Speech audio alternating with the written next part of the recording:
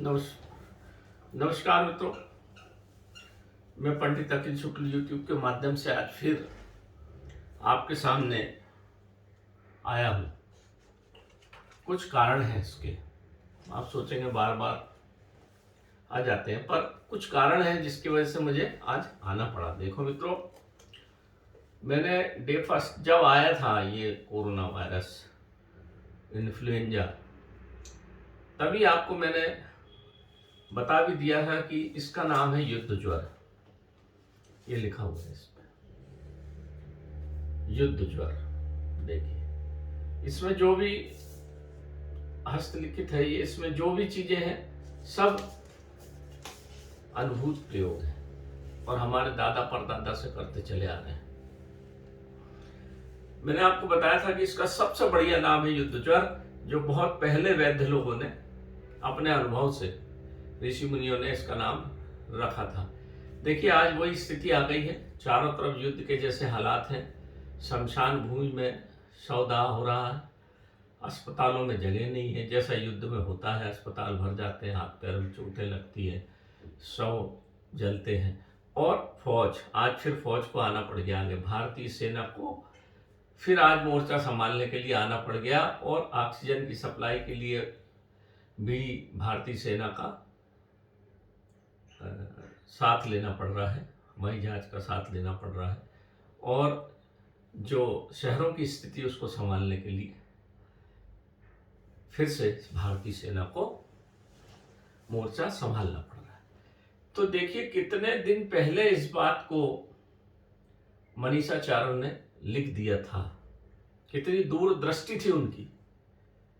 5,500 साल पहले, काफी दिन पुराना ये होगा अनुभव मेरे ख्याल से, क्योंकि इसका कहीं नामो निशान नहीं है कि ये सब किसने लिखे, पर है अनुभूति, ये मैं जानता हूं। देखिए मित्रों, जब भी मुसीबत का समय हो, ढेर यूट्यूब पे नाना प्रकार की चीजें चल रही, आप अपने, मेरी बात को मत मानिए, अपने विवेक को जागृत करिए। मैं सब लोगों से, भारतीय लोगों से निवेदन करूंगा, आज का वीडियो बड़ा महत्वपूर्ण है, इसको सब्सक्राइब करें चाहे मत करें, और एक दूसरे को आप जरूर भेजें ताकि उनके प्राण बच सके। सब्सक्राइब करें या ना करें, मेरी बात को फिर से सुन लें, पर सबको जरूर बताएं। अपना विवेक को, जब भी कोई मुसीबत आती है तो अपने विवेक से काम लेना चाहिए। ये सब लोग जानते हैं, सब लोगों को बताया हुआ है, हर साधु महात्मा ने ये बात बताई हुई। अपने विवेक से काम लेना चाहिए मुसीबत का टाइम, नहीं तो फिर हम पथ भ्रमित हो जाते हैं। क्या सही क्या गलत आपको सोचना है। अभी देखिए बहुत सारे वीडियो आने लग गए कि अब भाप लेने से साइड इफेक्ट होने लग गए। अरे भाप लेने से कैसे साइड इफेक्ट होगा? भाप लेने से, गर्म भाप लेने से, कोई ये नहीं बताता कि, आपको ये नहीं बताया किसी ने कि वैक्सीन लेने से इतने लोग मर गए, ये तो नहीं बताया। भाप लेने से, अब भाप लेने से लोग अच्छे होने लगे, कपूर की खुशबू लेने से अच्छे होने लगे, तो उन्होंने बोला कि भाई ये मत ले, ये मत करो। इसका कुछ ना कुछ मतलब जरूर है। देखो भी, तो रामचरितमानस के बारे में मैंने बताया था, पर पता नहीं आप लोगों ने कितने उसका पालन किया नहीं किया। परंतु जो ये व्यापार चल रहा है, सब लोग से किसी से छुपा नहीं। इन लोगों ने इस मूल मंत्र का, रामचरित के मंत्र का पालन कर लिया, ऐसा मुझे लगता है। रामचरितमानस के सुंदर कांड में आखिरी चौपाई में लिखा हुआ है कि विनय न मानत जलद जड़, गए 3 दिन बीत। जब विनय नहीं माने, 3 दिन बीत गए, समुद्र के किनारे भगवान राम तब करते रहे कि भैया हमको रास्ता दे दो, नहीं माने। जलद ना मानत, जलद विनय न मानत जलद जड़, गए 3 दिन बीत गए विनय करते करते भगवान राम के। तो बोले राम सकोप, तब प्रकोप हो गया राम को। सकोप मतलब कोप के साथ बोले राम कि भय बिन होत न प्रीत, बिना भय के प्रीत नहीं होती। तो ये नाना प्रकार के जो चल रहा है ना, चैनल और ये सब जो चल रहे हैं, तो भय पैदा करो और फिर प्रीति होगी दवाइयों से और दवाइयां बेचो, ये चल रहा है। रामचरितमानस का महामंत्र उन लोगों ने मान लिया। ये देख रहे हैं आप, सब कुछ देख रहे हैं, कुछ छुपा नहीं है आज के जमाने में, सब कुछ है। परंतु बड़े अच्छी बात है कि अब आयुर्वेदाचार्य भी आगे आने लगे हैं। एक doctor Priyanka Arora, BA MS है वो, उनका वीडियो आज आया, मुझे बड़ा अच्छा लगा। और एक है डॉक्टर परमेश्वर अरोरा, MD है ये, MD है ये, गंगाराम हॉस्पिटल नई दिल्ली के MD। गाड़ी में खड़े होकर उन्होंने बहुत सारी चीजें बताई, बड़ा मुझे हृदय में अच्छा लगा कि कम से कम आप आयुर्वेदाचार्य बिना किसी डर के आगे आने लगते हैं। और आयुर्वेद ही बचाएगा कोरोना से मित्रों, और कोई नहीं बचाएगा, ये बिल्कुल तय बात है। और हमारे पास है आयुर्वेद, आयुर्वेद की हमारे पास दवाइयां हैं। ये इन्फ्लुएंजा है सिंपल, थोड़ा सा कॉम्प्लिकेटेड इन्फ्लुएंजा हो गया क्योंकि हमारे लंग्स खराब हो गए हैं इतने दिनों में, नाना प्रकार के लेड और वायु की जो खराब स्थिति है उसके कारण, तो ये थोड़ा सा सीवियर हो गया है। घबराने की इसमें आवश्यकता नहीं। उन्होंने जो जो प्रयोग बताए हैं बिल्कुल सब इसमें लिखे हुए। तुलसी के पत्ते का रस, बिल्वा पत्ते का रस, पुदीना के पत्ते का रस, अदरक का रस, ये सबको 4 आने भर लेकर सेहत के साथ पीवे, ये इसमें लिखा हुआ। फिर से सुन लीजिए, तुलसी के पत्ते का रस, बिल्वा पत्ते का रस, पुदीने के पत्ते का रस और अदरक का रस 2 आने भर लेकर सेहत के साथ पीवे। इन्फ्लुएंजा में लिखा हुआ है, आराम हो जाएगा। यही उनने भी बताया है, लिखा हुआ पढ़ा होगा उन्होंने। और भी बहुत सारी चीजें इसमें, हींग, नौसादर, ये लिखना है। इन्फ्लुएंजा से बचने का उपाय क्या है? अजवाइन, पुदीना सूखा, सूखा अजवाइन, सूखा पुदीना, बड़ी इलायची, पीपल छोटी, तुलसी की सूखी पत्ती, दालचीनी, इन सब दवाओं को कूट पीस के, वासा मतलब अड़ूसा, कपड़ छान करके आप पाउडर बना के खाइए, आपके लंग्स ठीक हो जाएंगे। ये जो डॉक्टर प्रियंका अरोरा है, इन्होंने तो लाइव वीडियो बताया कि वासा रस दिया लोगों को तो उनके लंग्स, जो सांस नहीं आ रही थी उनकी 80% ऑक्सीजन थी, फिर से 90 हो गई। इतना मैंने आपको पहले ही बताया, हम उसका चूर्ण बनाते हैं, मैंने आपको बताया भी था, पैकेट आपको चूर्ण बना के, उसमें सब डाला मैंने, रुद्रवंती, वासा, अड़ूसा, ये सब चीजें डाली, शिप्रा बूटी। तो जब भी कोई अंदर आपके कफ जमेगा तो उसको निकालने के लिए गर्मी की आवश्यकता होती है। आपने देखा होगा फुटबॉल खेलते हुए या हॉकी खेलते समय ताकत बहुत लगती है वहां के, आप देख लेना वीडियो चला के फुटबॉल मैच, तो शरीर गर्म हो जाता है। तो थोड़ी थोड़ी देर में फुटबॉल प्लेयर या हॉकी प्लेयर थूकता है, देख लो आप, चला के देख लो, थूकेगा वो क्या थूकता है? कफ। जो शरीर के अंदर, खून के अंदर, लंग्स के अंदर जो कफ है फेफड़ों के अंदर गर्म होके जो निकलता है, उसको बाहर थोड़ी थोड़ी देर में थूकता है, गर्मी से निकलता है।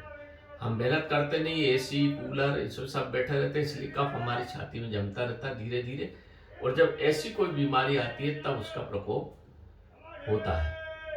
तो कफ को निकालने के लिए या तो आप खूब एक्सरसाइज करिए। एक अमेरिका में रिसर्च हुई, जो 15 मिनट एक्सरसाइज करते थे, 20 मिनट करते थे, वो कम बीमार हुए। जो आधा घंटे करते थे वो और कम बीमार हुए। जो 1 घंटा करते थे वो और कम बीमार हुए। मैं आपको सत्य बताता हूँ, मैं जब राला मंडल में था तो कम से कम 60-70 डॉक्टर थे, अच्छे अच्छे MD और हार्ट रोग विशेषज्ञ और लंग्स रोग विशेषज्ञ और हड्डी रोग, सब आते थे और पैदल चलते थे ऊपर तक, और फिर जाते थे। मैं उनसे बोलता भी था कि सर डॉक्टर साहब आप लोग तो सबको दवा देते हो और आप पैदल घूमते। बोले हम सबको बोलते हैं एक्सरसाइज करो, पैदल घूमो, पर कोई घूमता नहीं। खुद आते थे वो झुंड के झुंड परिवार सहित, और आज भी आ रहे हैं। तो लॉकडाउन लग गया, नहीं तो आते थे, घूमते थे, ऊपर तक चढ़ते थे, पसीना पसीना हो जाते थे, तब अपनी कार में बैठ के जाते थे। डॉक्टर लोग भी वही कर रहे हैं, आप क्यों नहीं करते? मैंने आपको जो बताया था, ये सब अजवाइन और ये सब पुदीना, ये मैंने जो बनाया है, ये मैंने आपको बताया था, अमृत गब्बी, इसमें सबका तेल डाला हुआ है, दालचीनी, अजवाइन, वासा, सबका और बना हुआ है, इसमें सब चीज बनी हुई है। इसको अगर आप 2-2 बूंद लेते रहेंगे तो आपको ये रोग पकड़ेगा ही नहीं, बिल्कुल सत्य बात है ये। और इसकी भाप भी ले लें, और हो भी गया है तो भी इसका प्रयोग करें। दूसरी बात मैंने आपको बताई थी, माल कांगनी कल्प, ये रखा, मैं खुद खाता हूँ इसलिए खत्म हो गया। देखिए माल कांगनी कल्प बहुत एंटीबायोटिक होता है, घाव तक बाहर के ठीक कर देता है, तो अंदर के नहीं ठीक करेगा, कफ को नहीं निकालेगा। सोचिए आप जरा सी बात, विवेक को देखिए। मैंने तीसरी चीज बताई थी हिंगुल, ये भी मैं थोड़ी थोड़ी मात्रा में खुद खाता हूँ, ताकि शरीर का खून पतला हो, गर्मी आए शरीर में तो कफ जो जमा हो रहा है वो निकल जाए। और एक और बात देखिए मित्रों, जैसा कि हर ऋतु काल में साल भर में 3 बार ऋतु परिवर्तन होता है। ठंड के बाद गर्मी आती है, गर्मी के बाद बरसात आती है और बरसात के बाद फिर ठंड आती है। ये 3 जो ऋतु है इनके बीच का जो अंतरकाल है, इस समय कफ प्रकोप होता है, कफ का। और सबसे ज़्यादा प्रकोप होता है जब पानी पहली बार बारिश गिरता, मई जून का महीने में सबसे ज़्यादा प्रकोप होता है। आप बहुत ज़्यादा पहाड़ चलिए, बहुत ज़्यादा एक्सरसाइज कर लीजिए और 2 गिलास ठंडा पानी पी लीजिए, आपको दूसरे दिन सर्दी हो जाएगी। ये बिल्कुल मेरा अनुभव, जंगलों में मैंने हजारों बार देखा है। जैसे ही आप पिया तो ठंडी में गर्म हुआ कि सर्दी जुकाम हुआ, वो कफ निकला बाहर। ऐसे ही गर्मी के बाद जैसे ही पहला पानी गिरता तो आपका प्रकोप होता है कफ का, और वो बाहर निकलता है। और जब कफ आपके गले में, नाक में जब फंस जाता है तो उस समय कोई भी वायरस आपको आसानी से पकड़ लेता है, और कुछ भी नहीं है ये। घबराइए मत, घबरा घबरा के आपको पैसा भी लुट जाएगा आपका और सब कुछ। एक और इसमें बहुत अच्छा प्रयोग लिखा हुआ है मित्रों, ये लिखा है परमंगनेट ऑफ पोटाश, लाल दवा, पोटेशियम ऑफ परमंगनेट। लाल दवा जो आती थी पुराने समय में, कुओं में, नलकूपों में और हैंडपंपों में डाली जाती थी, ताकि वायरस वहाँ के मर जाए, बैक्टीरिया मर जाए, इसलिए लाल दवा डालते थे। सबको मालूम है, जो पुराने लोग हैं वो सब जानते हैं, नए लोग नहीं जानते, पर पुराने लोग सब जानते हैं। खास करके जो पीएचई और जो फॉरेस्ट डिपार्टमेंट और दूसरे डिपार्टमेंट में जो सर्विस कर रहे हैं उनको सबको पता है। तो इसके गरारे लेना है आपको, एक जरा सी इतना सा डालिए बस। लाल दवा आती, लाल दवा के नाम से बाजार में मिल जाती है, केमिकल शॉप पे पोटेशियम परमंगनेट लाल दवा बोल दोगे तो आपको इतना बड़ा डब्बा दे देगा, 150-200 रुपये। इतना सा एक बूंद आप उसको अपने पानी में डालिए और उसके सवेरे और शाम गरारे कर लीजिए। तो आपका जो वायरस गले के अंदर कहीं फंसा भी है तो वो मर के पेट में चला जाएगा और पेट के एसिड से मर जाएगा, निकल जाएगा। आपके कम से कम ढेर सारे एसिड आपके पेट में बनते हैं। तो इसका सुबह शाम गुनगुने पानी में जरा सा डालना, एक सुई की नोक के बराबर बस, और पेट में भी चला जाए तो उससे कोई नुकसान नहीं होने वाला, उससे फायदा ही होने वाला। पुराने ज़माने में पानी में डाल देते थे और 2-3 दिन बाद पानी पीते थे, उससे कोई मरना नहीं है।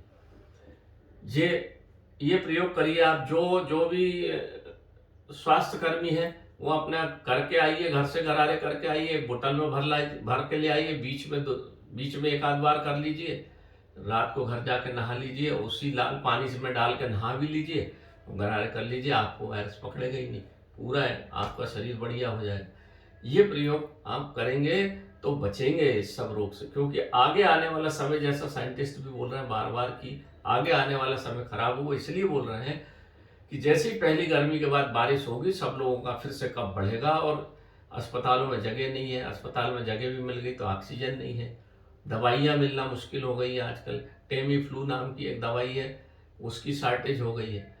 तो शार्टेज वार्टेज तो क्या हुई है, लोगों ने सब बना दी है पैसा कमाने के लिए, पर पैसा करोगे क्या जब चारों तरफ भूत घूमेंगे, तो पैसे का क्या होगा।